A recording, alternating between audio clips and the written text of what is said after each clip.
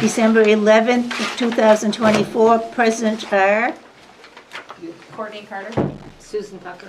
Thomas Adams, Select Board Representative. Amy Pot, Patty Gale, staff. Jean Walker. Evelyn Miller. Jane Raymond. Andrew Chaplin. David Neiman.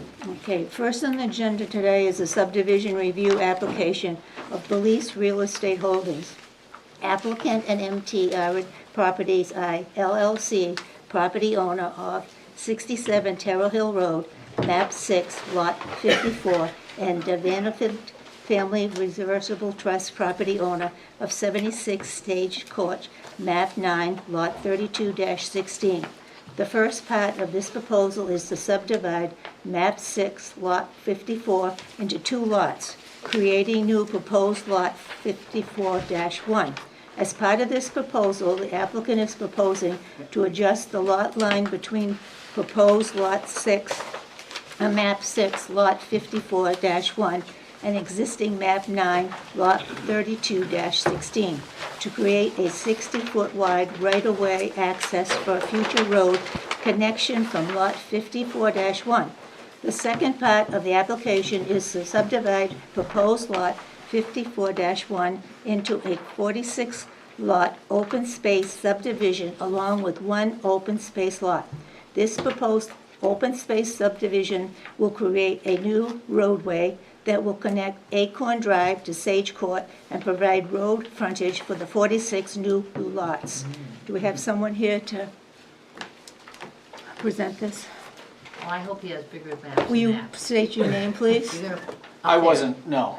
I only have 11 by 17. You didn't bring big, you want one of the big ones? Oh, he's gonna, I don't yes. think I need it. Yeah, They want you to put up a, we wanna make, I wanna see a big map that I can really see exactly everything you're It's doing. right here. I need it up there. He's gonna be showing us stuff. Yes, ma'am. Thank you. Okay, well, if I can do that, if you have an extra. yeah, well. I mean, I was gonna give take one of everyone these? their own to They have have right a in front of them. small one. We all have, Yeah. we have our own. Okay. But after 2 hours, the eyes start to bleed. Who's willing to give it up? This this helps. Well, give them both. Go ahead.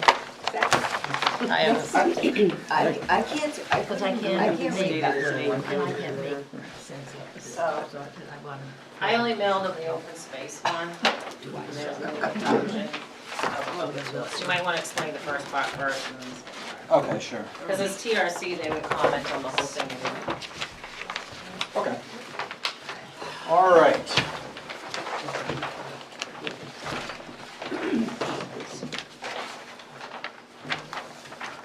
So, first things first, my name's Doug McGuire, I'm with the DeBay Group, and I'm the engineer on, the design engineer on these plans, and I am working for the landowner and applicant, and here with me is a representative of Belize Real Estate Holdings LLC, Mr. Wagler. And so, just to get started, I mean, obviously, the main focus, I think, of our discussions tonight would be regarding the open space subdivision. But as a little bit of background as to how we get there, this is a very large lot, totaling 237 plus acres, with frontage off of Terrell Hill Road. And you can see it's kind of like this long, skinny thing that then widens up as you come out. Like, the best way to kind of show it is this is it in its entirety. And you can see that this is the frontage on Terrell Hill. There's also access, a right-of-way extension access off of Acorn Drive to the larger, wider portion of the lot. So what we're proposing to do is create a lot line about here, because the landowner is looking to retain ownership of the remaining land with the frontage on Terrell Hill Road, and then we would be creating another lot, so that the landowner will maintain 78 acres, and the remaining 160 acres is going to be utilized as part of the subdivision layout. So you're not showing the. Yeah, so the, and this one's gonna be, this is gonna be tricky, but essentially, what we have is these two sheets combined represent the overall development. So, you know, if you were to place one on top of the other, essentially, you know, this is what we have as the lot in its entirety. But the focus of the subdivision is on this upper portion here.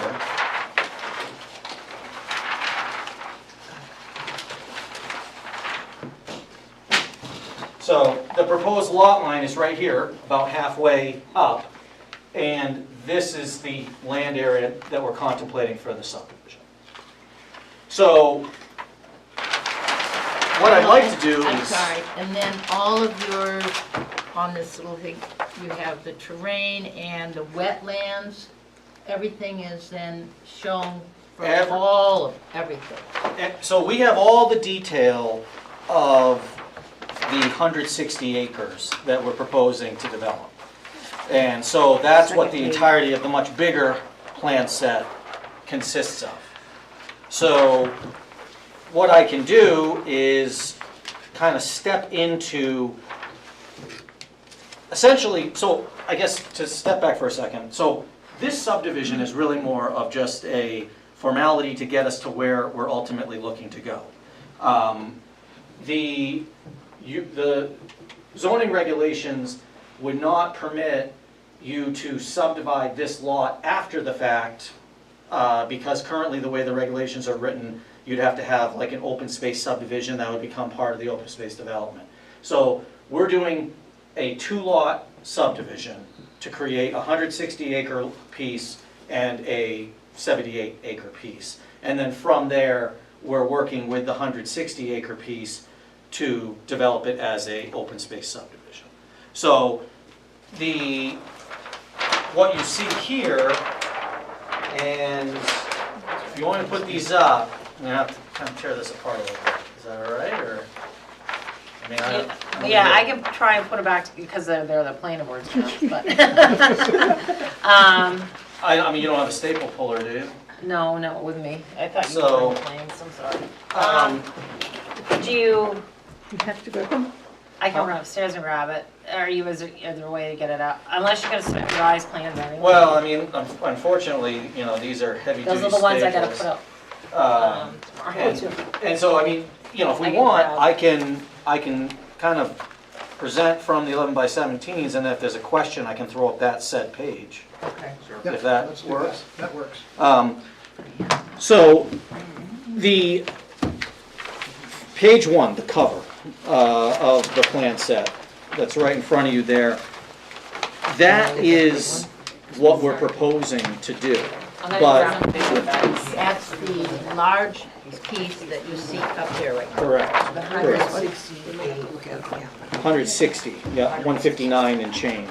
Okay. But, so if we could go to page 2 of the plan set, that's the existing conditions plan.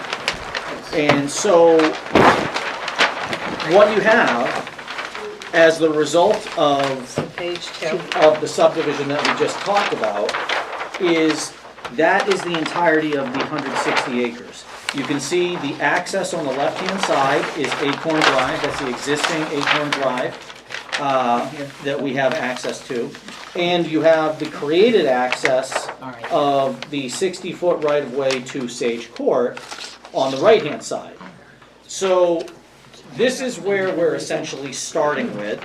We have our topography on here, we have our wetlands on here, and at this scale, because this is 160 acres, and our scale is at 150 scale, that we're showing just the 100-foot wetland setback, so the inner and outer 50 in its entirety is shown on the plan.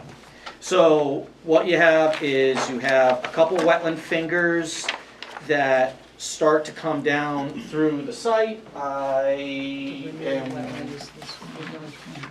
going to, can I, Setback. Do you want it back? You can well, have it back. Which, We'll look at this one. I can follow this one. which thing is the wetland Setback. on here? Which, Which one of these lines is the one? Is it the one with the 3 dots? It looks like you want. No. Oh, the 3 dots. This one with 3 I think dots? it's the one that's further out. These are the setbacks. These are setbacks. Is it? I think it's that further one. No, it says right here, 100 foot. So, these little wetlands here, you can Yes, see them. with all these little, So this is, we should come, this is what, But I don't see that. these are the pockets of all right, so, So that's where. and this is a setback. They have to say. all right, so this is the existing conditions that you have in front of you, right? Okay. So, this dotted line, that's the wetland setback. The more bold line with the 3 dots is a wetland. So essentially, Okay. what we have is, we have Patty, I'll just get you a new plan if you need it. We have a small wetland finger here. We have a wetland finger here that combines together. This is actually broken naturally. It's a little bit of a intermediate high point here where it breaks in both directions. But then we have a wetland finger that drains off our property in this direction and this direction. This comes down, and then we have a little piece of wetland that creeps up, joins into a larger, and this is a prime wetland Right. and on your property, on the property. It's And there's additional wetland here. And so you can see that the vast majority of buildable area is right here. You got some good upland. Now, as you are all well aware, your regulations mandate the use of an open space subdivision for anything in the agricultural zone over 10 acres, 20 acres, one of those two numbers. But this is well over, so, we certainly are in the open space criteria. Personally, I think this is the poster child of an open space development. If it was an option, I think it's the best way to move forward on this, because you have some sensitive resources on the property that you can very easily protect and develop other areas of the property in that clustered type development of an open space project. So to me, it's a no-brainer to evaluate this as an open space, but luckily for us, we don't really have that choice. We're required to do it as an open space.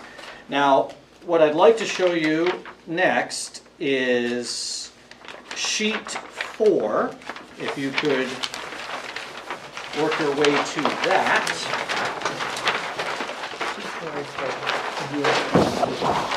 Yeah, it's the open. Okay. Sheet 4 is the yield plan. So, if we were not allowed to do an open space subdivision, then this is how we would contemplate development of this property.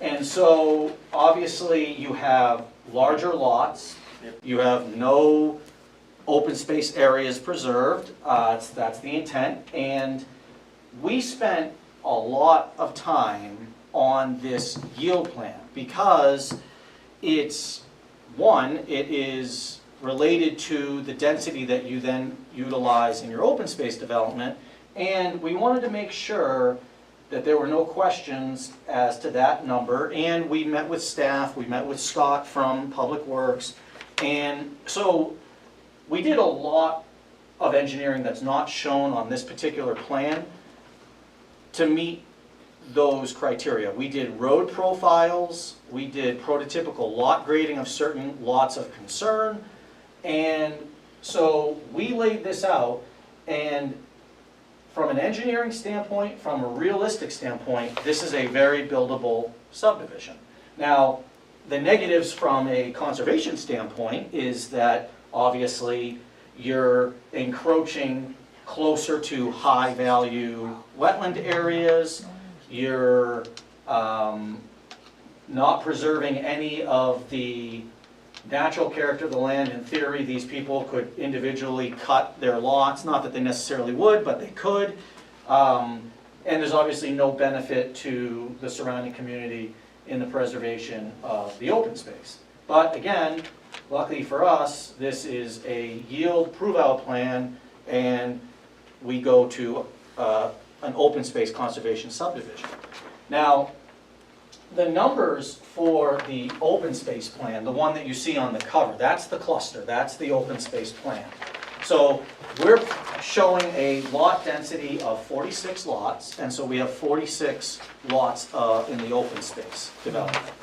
But what you'll note is that we are able to really stay away from all the prime resource areas and really kind of maximize what we're looking to do. And I think the best way to show this in an overview standpoint, and then we can get more into the detail, would be sheet 9 of the set. And I can kind of walk you through that. Let me see, this looks like it takes up a good piece of property. So, From sheet 9, Sheet 9. so here, 6, wait a minute, sheet 9. there, okay. Oh, okay. Okay, so what you have here is these are your individual lots, okay? 46 residential lots, focusing mainly on that corridor, actually furthest away from the prime wetland areas. We're up in this area. We have one through road from Acorn Drive all the way through to Sage Court. The a lot of benefit to this is that essentially, because we have this through road, and because we can have a very efficient layout. Now, subdivisions that have smaller lots, this may not be for everybody, but a lot of people are fine with having a smaller maintainable lot and, more enjoyable open space around them and privacy behind them. So what I can tell you is that this particular layout absolutely shatters the open space requirements significantly. Detailing of that is on a different sheet, but I'm going to keep this one up just because it's easiest to follow. But just to give you some numbers as we're talking. So the total area of this parcel, as we talked about, is 160 acres or so. The requirements of your regulations when doing an open space development are to subtract all wetlands and wetland buffer areas, slopes greater than 25%, and proposed right-of-way that you would be doing, and subtract all that from the total and come to a buildable number. And then of that buildable number, 50% of that number you have to have as open space in the project. And so what we have is, to subtracting all those numbers out, it brings the number, the 160 number, down to 117, which 50% of that is 58 and a half or so acres.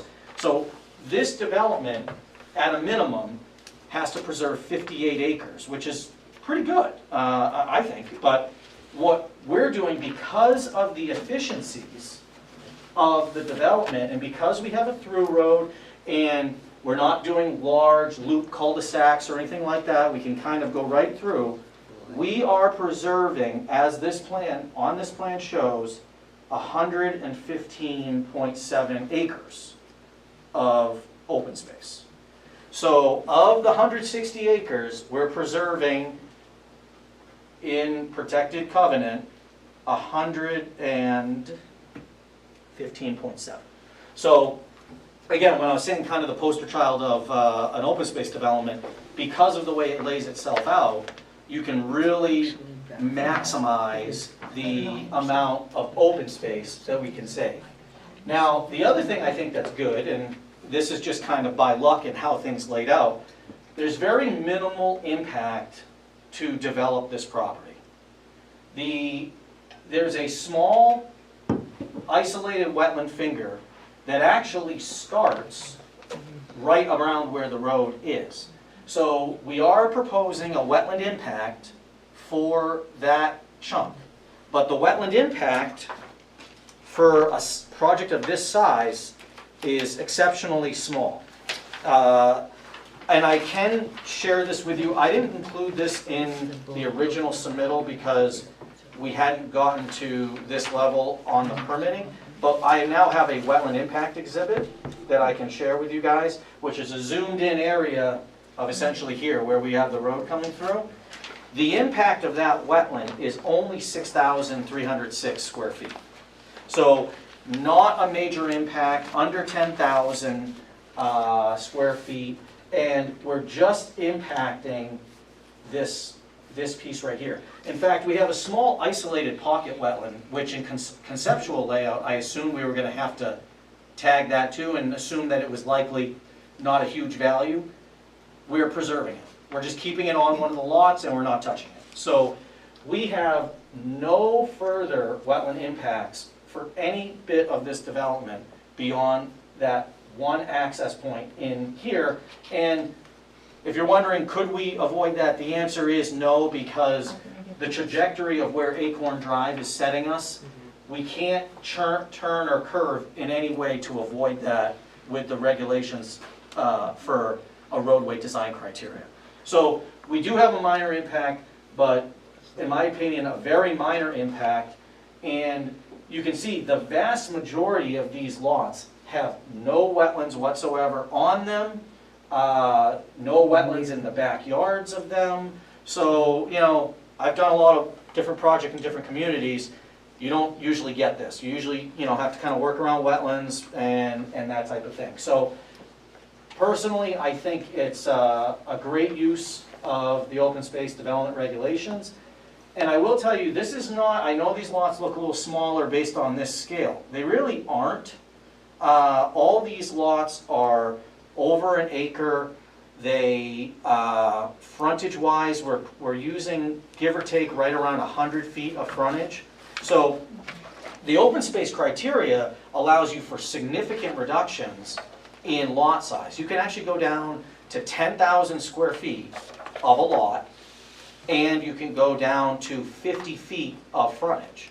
So that's a pretty big jump going from 2 acres, 200 feet of frontage, down to 10,050. So we didn't bring it down to that level. We, like I said, we're maintaining really at least, these ones that look, you know, a little tight are 100 feet at least of frontage and well over that 10,000 square foot acreage requirement.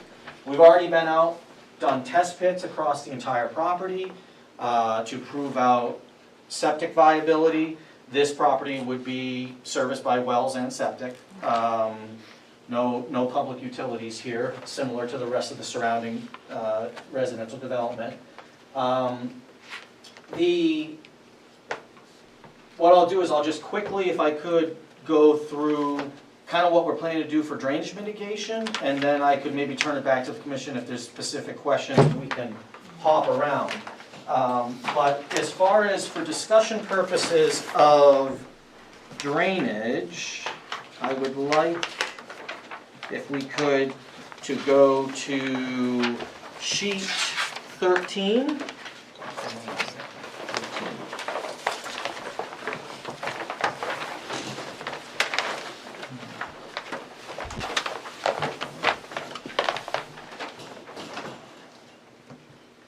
There's a lot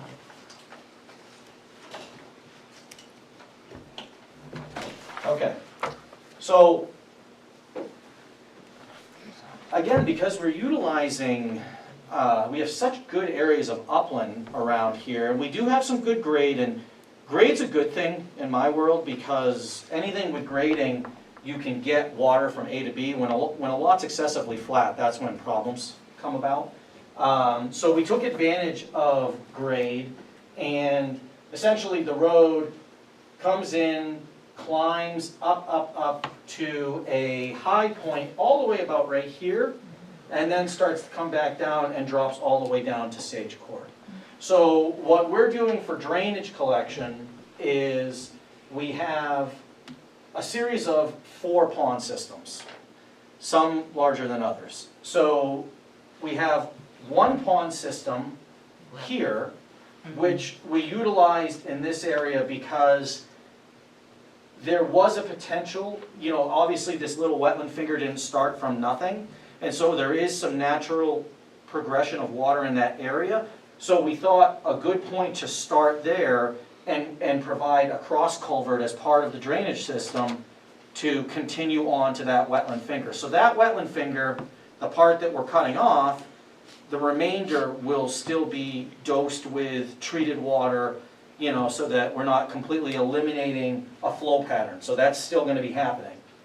And that area takes not a huge area, it takes only about this much of the roadway.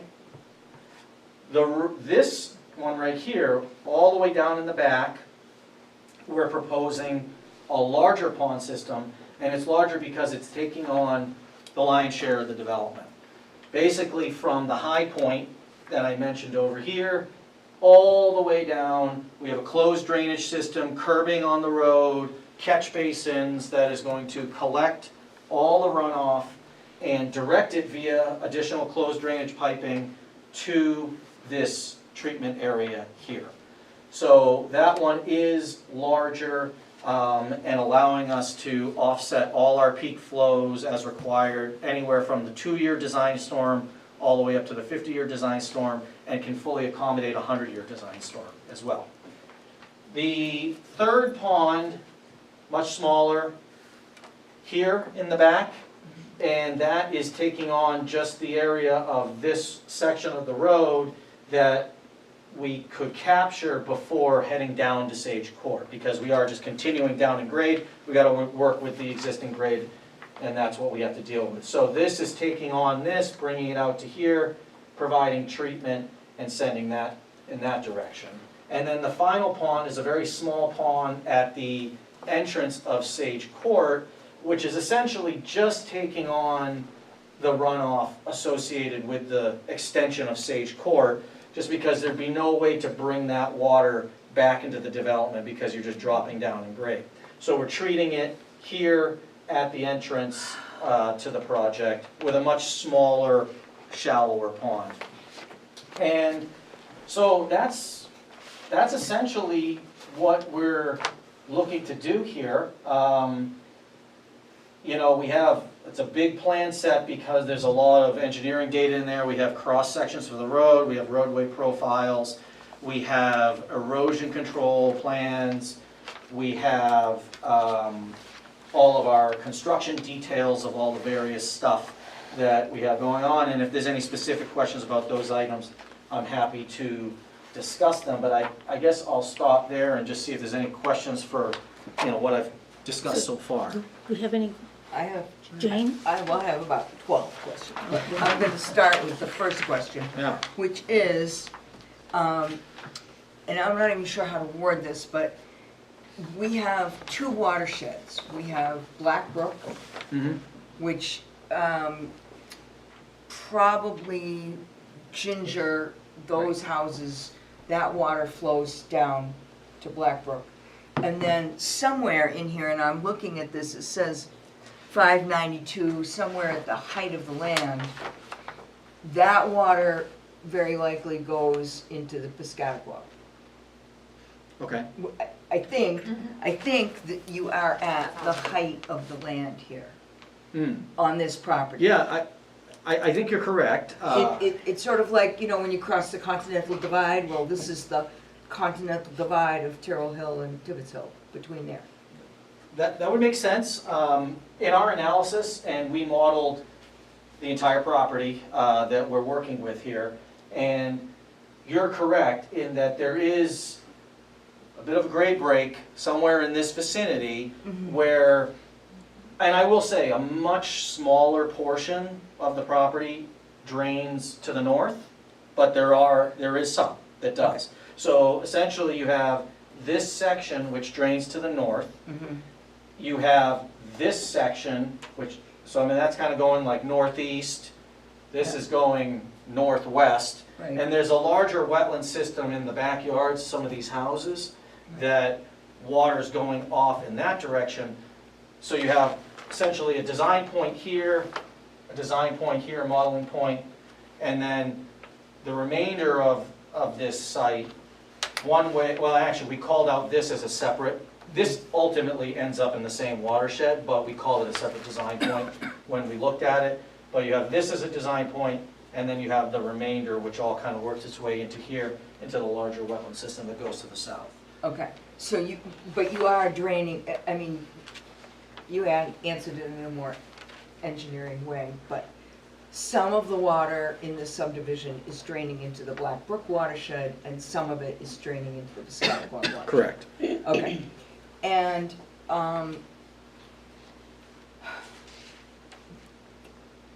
there's a water flow study that has a name that I can't think of what it is right now, but there's measuring the amount of runoff that would be added to the Black Brook watershed, let's say, from the making of impervious surfaces, and that, did you do that study? Absolutely. That's the pre and post runoff development Okay, assessment. okay. So, because you're at the top, in my view anyway, my little world, you're at the top, and you're gonna drill 46 wells up there, I'm just afraid that this is going to impact the wells down the slope on Ginger. Yeah, no, I mean, Because there's not, I mean, I don't know where that groundwater would go, but there's, if you're at the top, there's not a lot of recharge.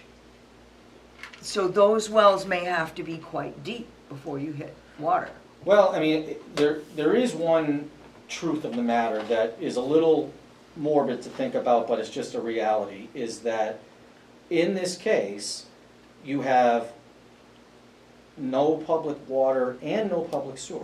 Right. So essentially, besides the small amounts of water that people are consuming, but even then, everything's making its way back to their septic systems, which are in the same vicinity of this. So I guess what I'm saying is that the water that's removed via these wells also has 46 septic fields, which are leaching that groundwater back into the same vicinity. Now, there's setback criteria for treatment purposes and everything that has to be done so it's safe, but at the end of the day, the amount of gallons coming out of the ground is going back into the ground in the same area. So, you know, and it's just a reality that that is what's happening. There are some cases where you have, you know, wells maybe, and then you have sewer. Well, that's a bigger concern because you're pulling water out and you're not putting anything back. But in this case, every single one of these properties is going to have a leach field which is going to recharge their effluent back into the system in a controlled and, you know, treated manner, but it is going to be happening. So to me, that's why these type of developments typically work and typically don't cause problems, because, you know, you're taking water out, you're putting water back. It's not to say that it's going the exact same crevice that, you know, you're pulling from, but it's going to kind of even itself out. And there has been studies that say that you're actually better off doing a more concentrated development like this and not causing issues rather than spreading that development all the way out and having multiple wells all over the place. So, and if there was a particular concern, you're more likely to influence your direct neighbor than you would be someone that is 1,000 feet away, as far as the wells and that type of thing. But when this project goes through, if it goes through and it gets developed and built, every house will have to have well testing, flow rates, and, you know, I heard from some of the abutters so far. I'm sure I'm going to hear from a lot more as we get more into this project. But from the sounds of it, there's some fairly shallow wells out there and there's some deeper ones. So, you know, it's going to be a matter of this being at the higher point may have to go a little bit deeper than others to obtain their viable water. But it's something that has to happen to be able to get an occupancy permit or anything like that. So you're going to have viable wells that are meeting test ratings and certain treatments prior to being brought online and being sold. So, you know, I mean, it's a big development, and I think it's a comment that always comes up for a larger development, but we have to remember that although it's a 46 lot development, which sounds like a lot of homes, it's on 160 acres. So, So, My question is not that, it's that this is at the height of the land, Mhm. and there may not be a whole lot of water under that. It may already all be down, further downslope. And if you drill deep enough, you'll take the water away from the people downslope. yeah, a couple things I want to jump in Okay. on. First of all, I don't know, you may or may not be aware of the fact that these planning boards are doing zoning ordinance changes. And one of them is to eliminate completely the open space development ordinance in its entirety. I am aware of that. We had, we had a public hearing, first of two, and you would have thought we were shutting the town down completely. I've never seen so many people at it, and this particular project was right in the crosshairs. Yeah. All the people were there talking about wells and septic systems and what it's gonna do to the neighborhood. Now, I know there's been a lot of speculation about what these wells are gonna do to the other wells in the neighborhood and how they're gonna draw down, they're gonna go dry, we're all gonna, lose our water, and yada, yada. We're gonna have to go 5, 6, 7, 1,100 feet to get viable water source. So it's a pretty sensitive issue. Now, I know that's all speculation. There's no empirical data that I've seen yet to support that. But it's a hot issue. We have a second public hearing on eliminating that open space ordinance on the 11th, No, The ninth. the ninth. 9th, the 9th. Well, we did submit this before those, so this project particularly would be insulated from those changes. Is that the fact? Yeah. It is? Okay. I'm sorry, I want to look at this a little bit more holistically. You talked a lot about wetlands, and that's great, but, as a Conservation Commission, our purview extends far beyond wetland resources. In fact, we spent significant time, money, and effort to develop a natural resources inventory for the town and to implement that. So we're not only looking at wetlands, we're looking at all of the landforms and all of the natural resources within the town. So we're going to be, at least I'm going to be more concerned, not with the wetlands, but some of the open space itself. For instance, if you look on the cover sheet, the colored one, it's apparent to me there was some significant logging done on this property, probably not too long ago. Do you know when that was? I don't. It was after the previous proposal to develop it, the one that was, The manufactured home park. Yeah. It was right after. That was a while ago. Actually during it started. I don't know what year it was, but Yeah. it was virtually a clear cut, much of it. So, David, did you have? I saw Yeah, your a hand couple of up. things. So, I take your point about the recharge of the water back in that's being pulled out. But also talked about this discussion about being at the high point and the watersheds going in different directions.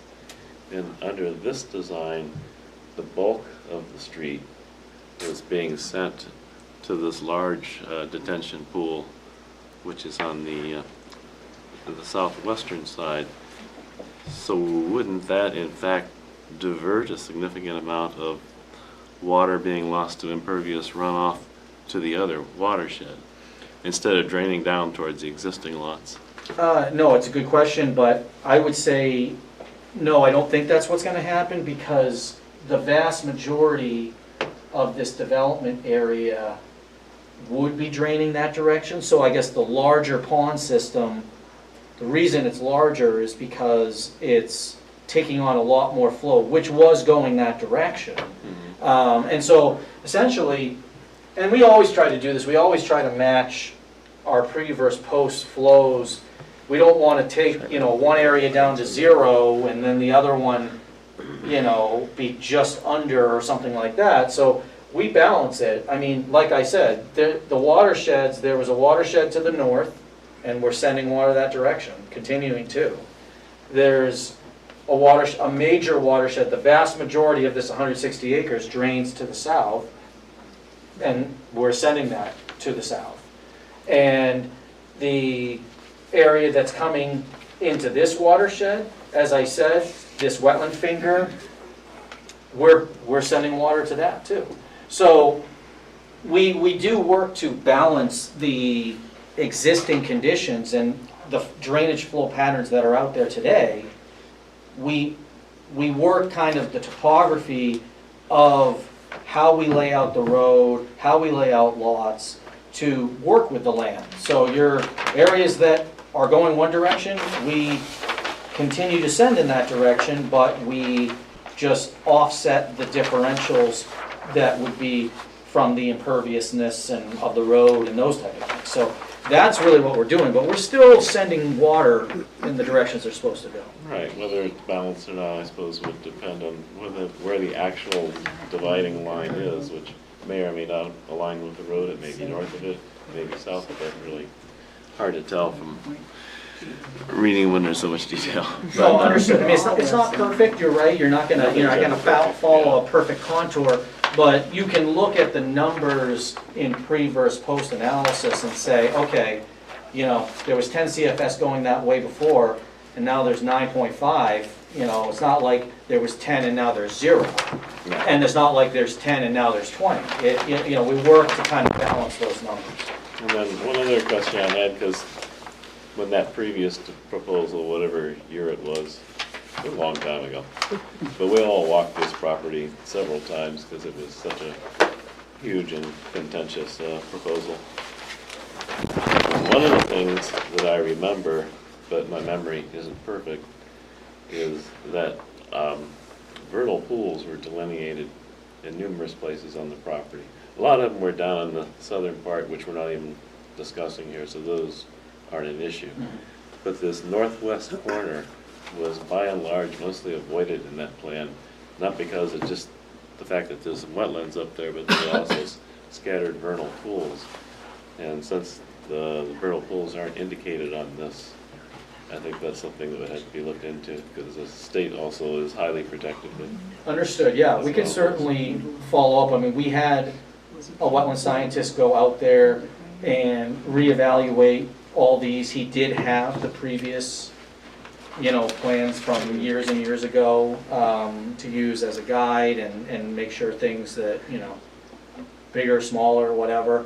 There was no indications of any vernal pools in that area, but I will follow up and That look into Bruce that. Gilday, was it, if I remember? Bruce Yes, Gilday? yes, it was. Okay, David, anything else? Yeah, I guess one more. And if we can turn to the page that has both the well radiuses and septic systems on it. Page 11? 11? I don't know. I think it's 11. This one here, Dave? Yeah, so it's The circles? Like Yeah. that? That's 11. 10 and 11, 10, 11. and maybe even 12. 10, 11, and 12. Okay. Is there a certain area that you want to start with? It'll just be a more general comment.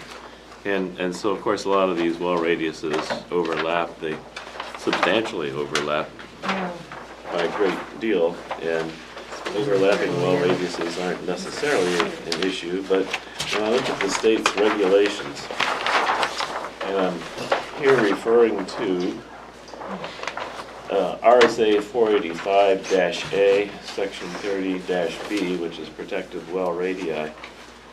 And so there's a couple of paragraphs that apply, but the most significant one is subsection 3. It says, for the purposes of this paragraph, the term cluster development means a joint residential subdivision that permits dwelling units to be grouped on sites or lots with dimensions, frontages, and setbacks reduced from conventional requirements, providing the remaining land area is designated as open space, which is what we're talking about. For cluster developments, the following provision shall apply. Section A, where the sewage waste disposal systems are located off the individual home lots, or the cluster development is served by municipal sewers, the wells and associated protective radii serving those home lots need not be confined to the individual lot, which each well serves, so long as all wells and their associated protective radii are confined within the tract of home lots and common land permanently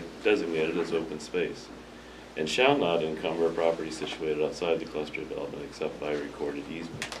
Well, on all these lots, the septic site is in the house lot that the protective well is, and that would seem to not qualify under this first section, subsection A. I mean, it specifically says the sewage waste disposal systems are either off the individual lots or there's municipal sewer. Yeah, I mean, in that context, that doesn't apply. There's no issue whatsoever How, with this layout. how does it not apply? It's a very straightforward language. Well, part unfortunately, I of don't have that? it in front of me. If you want to read it again. Where the sewage waste disposal systems are located off the individual home lots, or the cluster development is served by municipal sewers, the wells and associated protective radii servicing those home lots need not be confined to the individual lot, which each well serves, so long as all wells and their associated protective radii are confined within the tract of home lots and common land permanently designed as open space, and shall not encumber property situated outside of the cluster development except by recorded easement. Well, the second half of that, yeah, they are all within the proposed subdivision. But to be able to do that, it says here that you can't have the septic systems on the same lot. Well, I think what they're getting at is that obviously, so you have the intent of two different things. You have a septic system and you have a well radii, and they can't overlap. Now, if you're entirely on your own parcel, then, and your septic is not on your own parcel, then that's of no consequence. But when they are, they need to have that separation. If you're not entirely on your lot, then there are provisions that you need to do to protect those well radii, which is exactly what we would do in this design. And it's very, very common to do for these type of open space developments. So essentially, what we'll do is we have proven out that every single one of these lots has viable septic loading in the front of the lots. We try to put them in the front because if people want to do like pools or whatever, they can be in the backyard. So we have all the water wells in the rear of the property. Now, what we will do in some form, and you know, we can decide, we can either talk to the state, we can have the town weigh in on this, but the plan will be to provide shared easements for the well radii.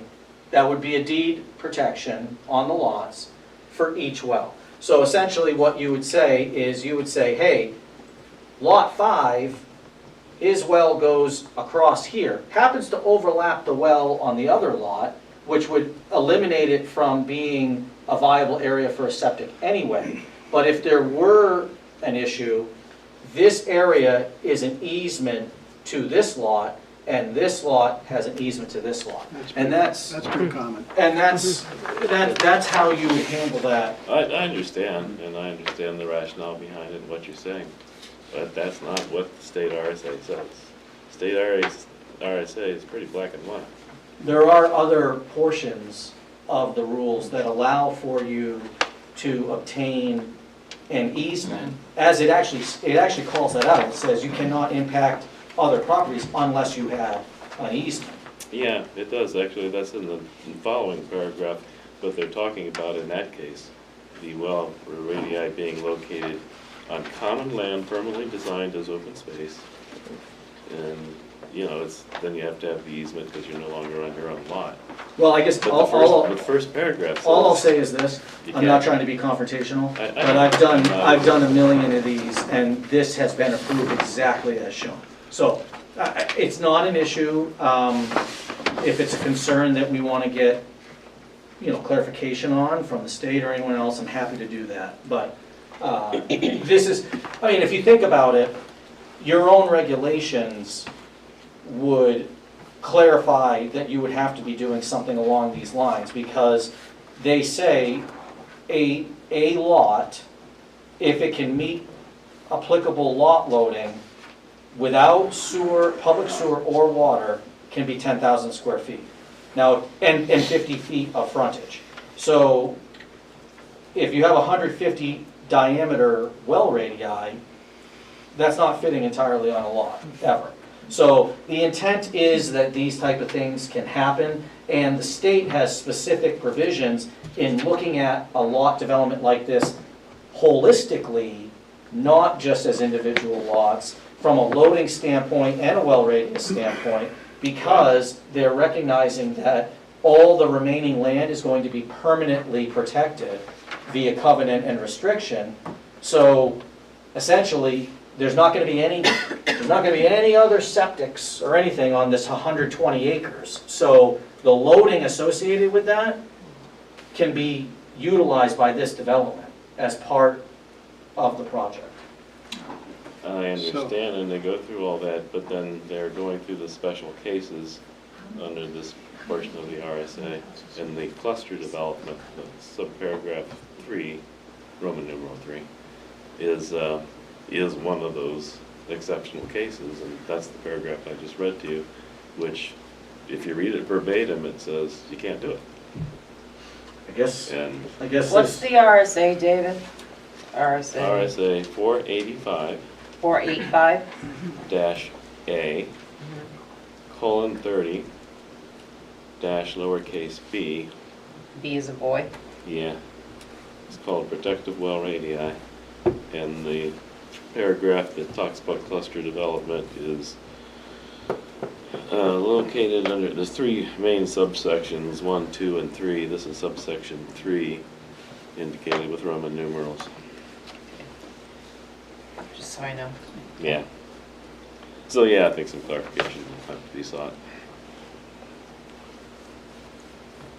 I mean, it's not like every law is clear or perfectly. Definitely. Well, I Confusing think, one to read. I mean, all I'll say is, there's laws, and then there's other sections that would provide, if they say in another subsection of the law that you're allowed to put your well radius entirely on your lot or with easement, then that would control that scenario. Well, they do in the preceding sections, but then they get to the cluster developments and they're carving that out as an I built a lot of exception. development just like this, just like this. So Okay, David. I want to shift gear for a minute if I can. Sure. Um, I love questions too. So our open space ordinance talks a lot about views. In fact, our middle school is called Mountain View Middle School. There's a big subdivision right near here called Mountain View Estates. So views are very important. It's mentioned right in the ordinance. How have you taken that into consideration? Because I did notice some of the contours, and there are some fairly steep portions on this property. Have you given any consideration to setting aside land? Because part of this open space is, has to be open to the public. And that doesn't mean just the people in the subdivision, that means the public. That's not how I understand the regulations.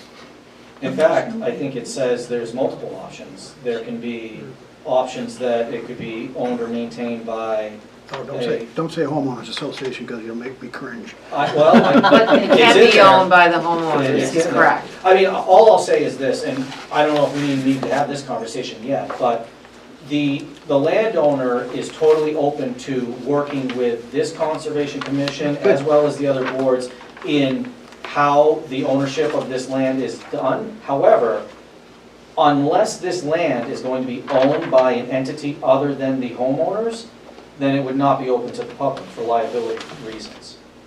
That's not true.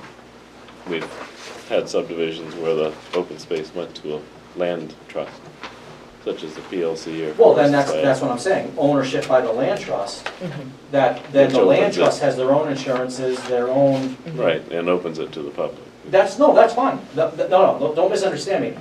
That, what you just described is completely fine. What can't happen is, we want the homeowners that live here to have ownership and responsibility of the land, but it's open to the public. That is an issue. Okay, Courtney, I know. Yeah, so I like you used the word holistic, and that's something that I just wanted to circle back to in some of the notes that I took earlier on and some of the concern I have around connecting with Acorn Drive. Right now, if you go anywhere near Mountain View Middle School at any point during pickup, drop off, or any kind of event, there's this long, long, long line of traffic, and anybody, myself included, who could escape that by going up Tibbetts Hill and finding an easy way over to Tyrrell Hill would take it. You're creating that where this will connect to Sage Court to time to Tyrrell Hill. So this kind of, in my opinion, at least during a few times of day, is going to shift traffic flow through this area. So you're going to have an increased number of vehicles. There are bobcats, deer, bear, lots of animals in this particular lot, just knowing people who currently live abutting it and knowing this part of town. So that having increased traffic is going to increase noise, is going to increase the likelihood that these animals will be hit. It's just going to change how the woods here function. And I'm curious to know what you've all looked at, what kind of traffic studies you've done, you know, numbers, thinking about the numbers of vehicles, not just of the people living here, but that whole shift of people trying to escape the school traffic, what that's going to do to this Yeah. region of the forest. Well, you're absolutely right But it that, is gonna happen. Can I ask one question to add this? Do you have a sidewalk that goes in these corners? Wait, we're Well, waiting that for Nan. adds to Well, what let's have- she's no, let's just have talking an answer about. for her question. He was gonna, then we'll I go to the think some next of one. that too is gonna come through from planning board, the No traffic doubt. study. And I know that's some of that, there's just crossover there in my mind where it's changing the nature. Right, It's impacting the ability of animals to just exist in their own habitat because you're gonna change the traffic so significantly through this area. which is true. well, I think what I would say is, one, answer your question first, we did perform a traffic study, and we did specifically look at the cut-through opportunities. And so there's obviously a factor there that you're not wrong about. It's not an issue that would cause any problems from a traffic standpoint. You know, when we were laying this development out, you can see the curvilinear approach of the road. That was to work with a couple things. That was to work with the topography, but also to provide some transition here. You know, we didn't want to create a freeway. We want this to feel like a rural development. And so you have some nice curvilinear approach coming through here. I think bottom line, when it comes to wildlife and those type of concerns, I think this type of cluster development is going to do much better for that, because you're preserving 120 acres in its natural state. So as opposed to kind of disrupting certain corridors all throughout the property, you're basically putting one through corridor and that's it. And everything else is going to be able to remain natural. So it's a good thing from, you know, going back to the open space discussions, and if it's open to the public and all that, I mean, it would be great to be able to utilize this and provide, and there's existing trails out there now. They can continue to utilize some of that, get down to the nicer, the pond area down below, the prime wetland area, that's very nice. And so all of that's going to remain completely natural, which is why I think that the open space, I mean, I was pretty surprised to hear that they were talking about eliminating it in its entirety, because, I mean, it would be a drastic difference. And one thing we do have to remember, and it's easy for me to say because I do this for a living, but, you know, a developer has to have, a landowner has to have a right to develop his property. And when you look at this and you look at the options of, if the open space regulations were to be eliminated, we would be pushing to design that yield plan, and in theory, I mean, yes, you'd have concerns and we'd have to address concerns. I'm not saying it would be just, oh yeah, here we go, but that's a by right development. There, you know, all those lots met the minimum lot size, the frontages, the steep slope subtractions, all the requirements that you had to have, that was met. So I think I look at this as a much lower impact development as we're proposing than the alternative. Luckily, we got in before the contemplation of eliminating that, so it doesn't really matter for this particular project, but I think that would be a real disservice to this area if this had to be developed in a conventional manner without protection of any open space. So I think, I mean, I don't know how much better we can do than 100% more than what your regulations require of preservation. Oh, I didn't mean to put you on the back foot, I just wanted to express that concern around having the connection, where I don't know if it's not, if it's necessary versus just desirable, especially where too, that's the one place where you are talking about having to cross wetland. And I agree, I think it's important to know, is it standing water, is it seasonal water, is it running water, could you cross over it, do you have to, separate it? So, not trying to say that the whole thing is problematic, just that one spot, Yeah, no, creates, I think, multiple points of concern. I think there's a lot of benefit from other avenues that aren't necessarily from a conservation standpoint of having the through connection. Believe it or not, from a traffic standpoint, you may get some relief to some of those issues, which may not make a resident on Acorn Drive excessively thrilled. I understand that, I can respect that, but I mean, in reality, development happens. Before the Spice Rack was built, I'm sure everybody around was like, what is going on here? Why is this being done? And it probably wasn't very positively looked at. Now we have everyone in the Spice Rack saying, what are you doing in my backyard? So, I mean, there's a little bit of that. It's definitely happening. I think we really did, we have at least, the absolute worst scenario, we have 100 feet of buffer on the perimeter, and we have much more than that in most of the development, as far as separation to surrounding property. And I'm not arguing there's not some good positive characteristics to this plan, because certainly there are. And that I won't debate. My question is more with the quality of it. I mean, you've got the numbers. We can run the numbers, size, distance, how much, how far, that sort of stuff. And it certainly meets all the numbers, so it checks all the quantity boxes. My question is about the quality of the open space. Is it really what the ordinance intended to speak to? I feel it is, and I guess what I would say is that we spent a lot of time kind of determining where this flow path should be of the roadway, and what you'll find if you look at the nitty-gritty of some of our prototypical design of the lots, and I can walk you through some of that if you'd like, but you'll find that essentially the road is at grade throughout the vast majority of the development. And then what we did is we put the houses, and where grade is dropping, we put the house on the high side so that you could have a walkout on the low side. And we did that as we stepped our way down, so that there's very little area that a lot doesn't tie very close back to grade. So to your point of vistas and views, I think there'll be some nice views from some of these houses, but I also think that we're not cutting something so high or filling an area so much that it's going to look like a drastic difference in the natural topography, because we really did try to match that. And as far as high value areas, I was really looking towards focusing on staying away from the prime wetland area and that valued area as much as possible, because obviously we probably could have taken this road and gone low with it and then crept back up to Sage, but then that would have put us closer to the kind of higher value wetland areas. This is really the best area of upland, no wetlands in the vicinity for the vast majority of the development. So we did try to look at that. Okay, Evelyn? Well, I had a couple of questions, and going back, I thought it fit into what she was talking about in a way, but, and I spoke in favor of open space and creating nice neighborhoods.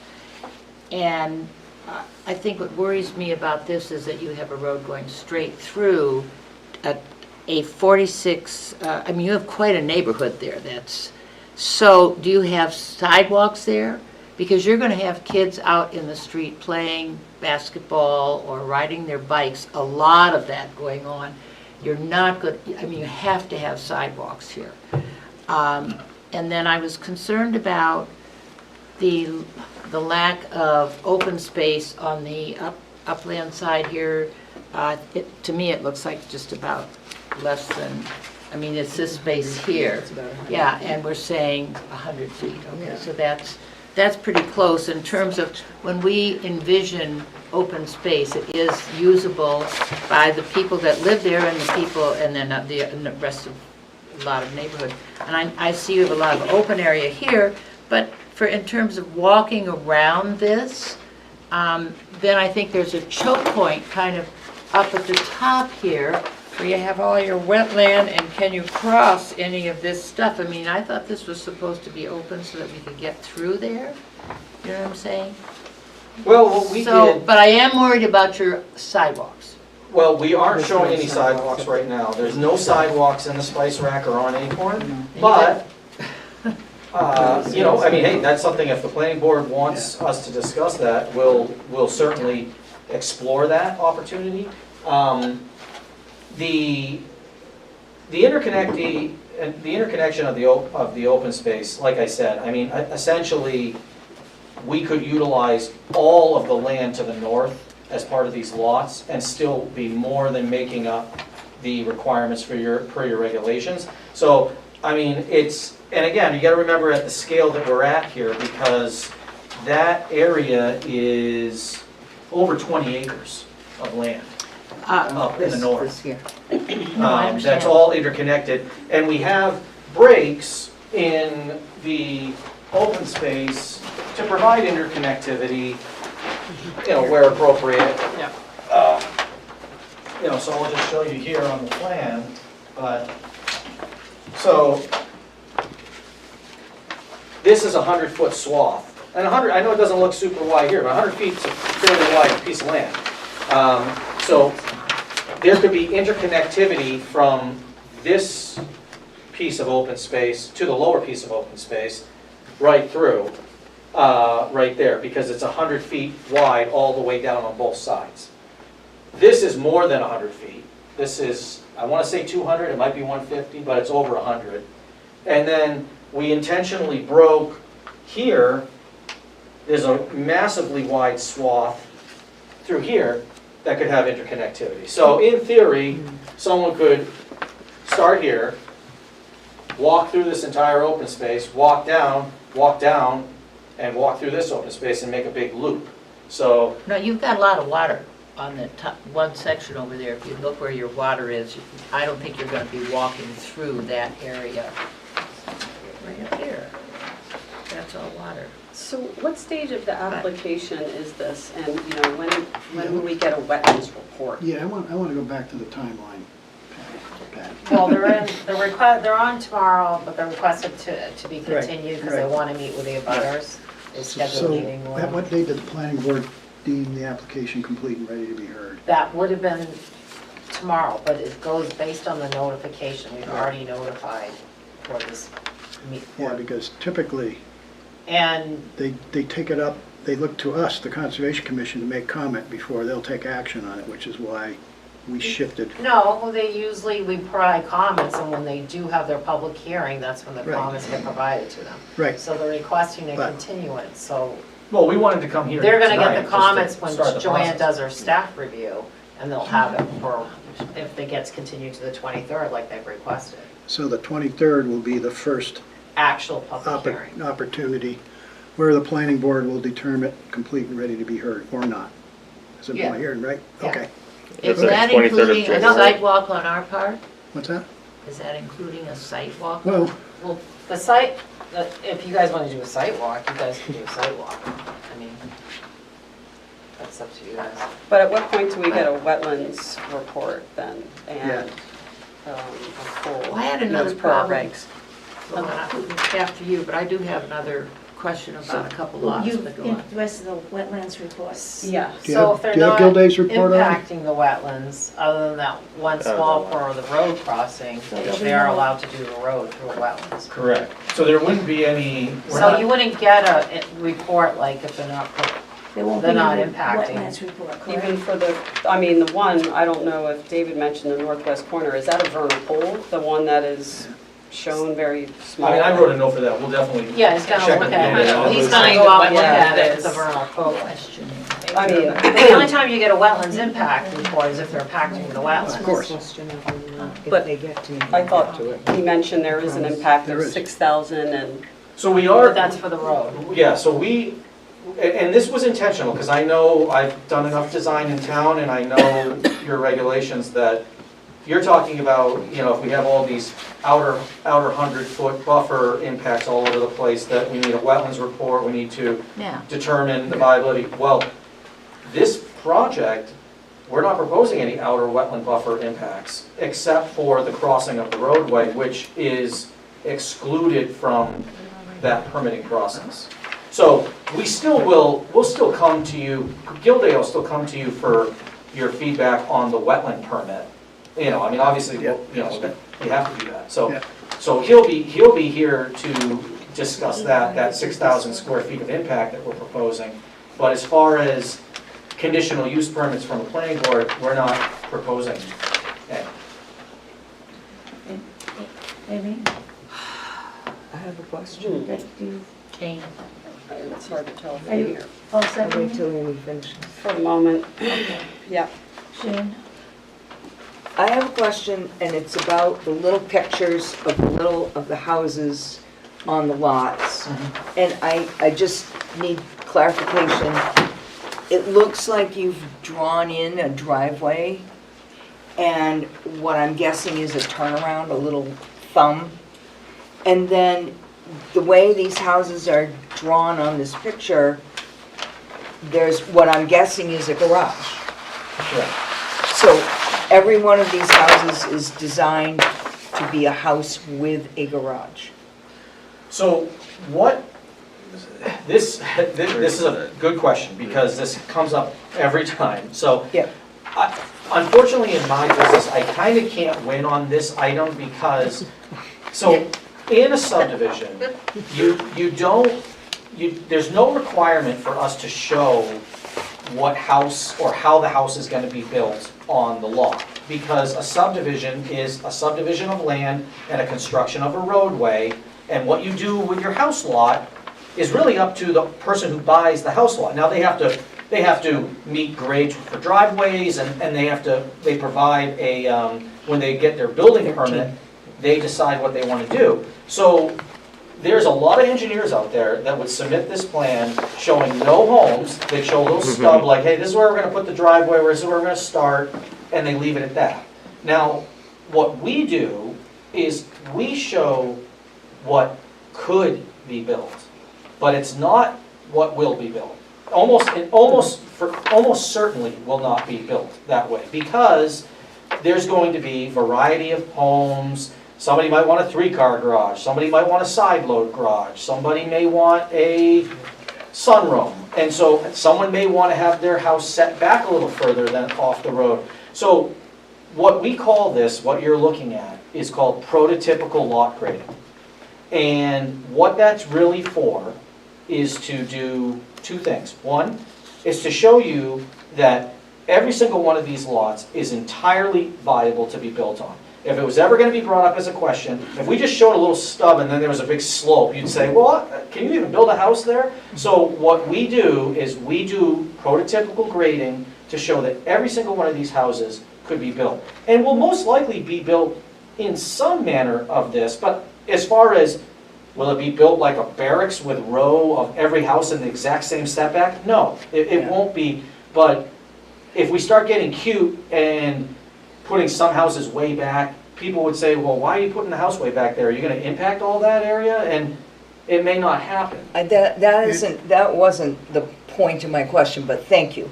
But it's also, not just before we get off that, it's also not unusual for the planning board to say, we want to see the build-out plan for these lots, because they're questionable because of slope.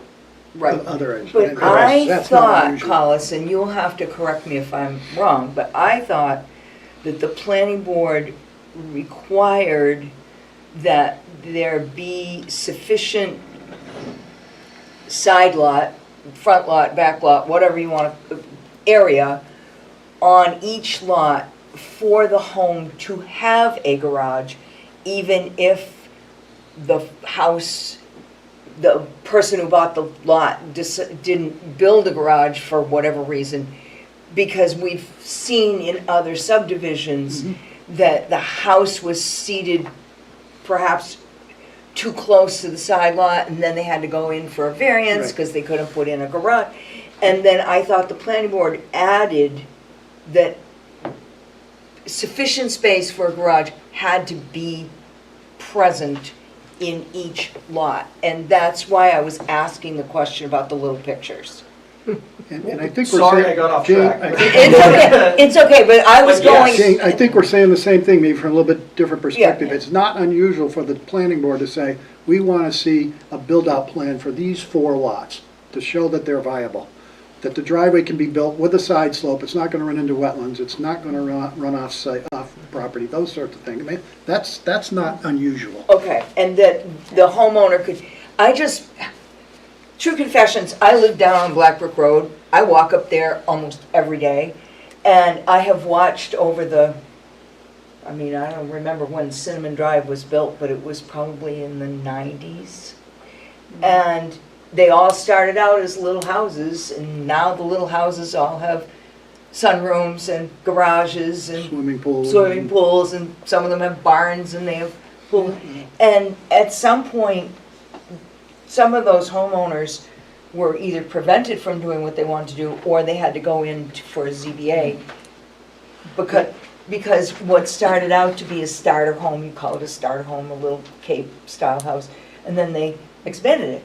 And they're all very nice, and I'm not objecting to people adding on to their houses. I just would like us to do what Colin said, is make sure that the lots have enough space for the homeowners to continue to be Well, and creative. I think that's why, to Collis's point, we, instead of doing it for just 4 questionables, we just showed the whole development. Every single house, every single lot is showing a 2-car garage and a colonial style box house, which is, very respectable sized home on every single lot. So, Okay. and as I told you at the beginning, every one of these lots has 100 feet of frontage. So you got, if your lot's 100 feet wide and your setbacks are 15 feet on each side, I mean, you got a pretty wide berth of a house. I think where some of these concerns would come in is if you tried to go to the minimal, the way your regulations are written right now, 50 foot wide, well, now you might have some issues. And that may be where some of the planning board is trying to amend some of their open space requirements. But I would, and I'll find out, but I would guess that a lot of the concerns that they have with the open space requirements, we're not taking advantage of those items. Meaning, like, we're not going down to the minimum lot size, we're not going down to the minimum frontage, we're not using the minimum amount of open space so that it's just a sliver that's not really usable. We're putting 120 acres into open space. So, I mean, if you redid your open space regs, I would hope that this would be coming close to meeting it. But, we'll find out. So we're gonna redo those. We're also gonna be redoing our site plan and development regs. Oh, okay. Hint, nudge, nudge, get in on the ground floor. We'll be sending out an RFP fairly soon, Oh, looking for, Feedback. companies to put in a bid to look at our ordinance and rewrite it, our development regulations, I should say. I have one, I promise it'll be my last one. no problem. I think that the land needs to, we've had this list of all the various open space developments in Goffstown, and the land that's in the open space is owned every possible way. And I think it would be really important for it to be deeded to the conservation or to the town. Ooh, not to the town. Well, To the town. but we To are land. part of it. PLC. To a land No, trust. not to town. Or a Something land else, trust, right. not the homeowners association. Right. We would be very supportive of that. So whatever the process is, and if that's a recommendation from this, or actually, let's just take it a step further. If you have an entity that you want to put us in touch with and we can have legal documents prepared, we will do that. PLC, Piscataqua PLC. Land Conservancy. Oh, okay. Yes, well, And they would take it. Well, maybe. I don't want to speak Well, for that- Yeah, I don't know right now. That's the issue that I've had in other communities. Now, this is Right. this is a big track and a very And nice piece prime of land, a wetland. prime wetland. So that may They tip may in our take this favor, one. but I've done, I've reached out to like CELT and asked for them to take on something, and they say unless it's contiguous to other pieces Yeah. that they already own, they Yeah. won't do it. Yeah. So, but we would be open to going that route. We'd also be open to having the town own it, which I know you said no, but if the town owned it with a conservation easement over it, of which you as a commission controlled, maybe that works. That does work. Because, I mean, if the town just owns it in fee, of which there's, it's just, the issue is, you know, then they can decide that, you know, it's open to the public, if you can write in the conservation, because typically what there'd be a deed restriction on the property, it'd be a non-buildable lot, and then there would be a open space easement over it, of which has like, you know, no motorized vehicles, or maybe you allow them, you know, but those are, like, you make all those decisions, and then, Yeah, There- we're There very would be familiar with the 100 plus process, and we've acres done it several left for times. Open space, you have, correct? okay. There would be 100+ acres for 120. open space, 117 or Yeah. something like that. Yeah. PLC might take a big chunk like that. Yeah, That, they I might. think, Well, would we'll- be the find first out. place to So, look. so when you put these ponds in, who maintains those? The town? Oh, another sore spot. Yes, right, it is a sore spot. Yeah, sure is. Well, he'd be giving Because an they- easement. Huh? He'd give the town an easement. Town easement for that. Correct. So then they Well- have to Or have whoever access. owns that open space would technically be on their property, and then there would be like an easement. Well, there are a But couple an of easement's a them. whole lot different than who's got the responsibility of maintaining the pond, the Pulling out drainage all the structures, invasives. yada, yada. Right, no, we've had problems with that before. So You've got it PLC on- owned it, be their You've got responsibility. some of it on open space, and then you have at least two, and actually this one on the corner over here, is that on Sage, is that on somebody's lot, or is there a, It is technically, yes. It would be an easement. so they'd have to, you have to purchase that from that person, right? We already have, Anyway. we already have an agreement in place. Okay, but anyway, there are some that you'd have to work, this is just for the future when the planning board or something is looking at this, there has to be an understanding who takes care of that, and, right, because that is a big issue. Well, from the way I understand it, Sidewalks. is in my discussions with Scott at Public Works, is that this is going to be a public road, a town road, and this is related to the town's roadway drainage, and therefore would be the town's responsibility for maintenance. I will say that the ponds, I think we did a pretty good job of providing a very robust maintenance, very easy maintenance area, because what we did is we pulled those outboard of lot development, so you're not going up, you know, somebody's driveway to get to this thing. You're in that open space swath, and we have a gravel access that we're gonna construct, and the gravel access is gonna go all the way around the basin. So they could bring a machine out there to do maintenance. And that typically is part of the planning board approval, that there be an inspection, operation, and maintenance protocol set up. Yes. How often do you inspect? What do you do when you find problems?